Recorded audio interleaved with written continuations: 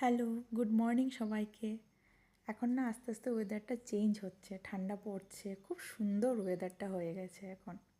তো আজ আমি তোমাদের সাথে one of my favourite dessert share করব। তো এটা কোনো অজানা রেসিপি নয়, কম বেশি সব বাঙালি ঘরে এটা হয়ে থাকে। কম বেশি কেন বলবো, সব বাঙালি ঘরে এটা হয়ে থাকে। আর আমরা সবাই এটাকে খুবই এনজয় করি এবং খুব পছন্দও করি। জানো তো, ছোটোবেলায় যখনই মা আমাকে কোনো অপশন দিত বা বলতো যে কী বানাবো বল আজ, তো আমার ফার্স্ট কথাই থাকতো তখন যে মা লুচি আর পায়েস বানাও।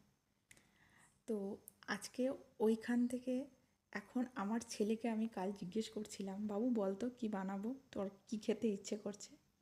ও জাস্ট সেম কথাটাই আমাকে বলেছে, মা লুচি আর পায়েস বানাও।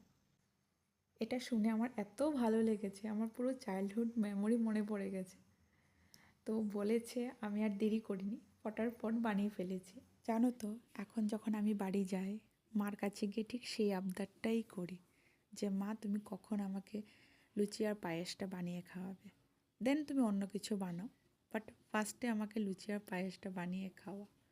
তো সত্যি কথা বলতে মায়ের হাতের রান্নার স্বাদই আলাদা, ওটার কখনো কোনো তুলনা হয়ই না।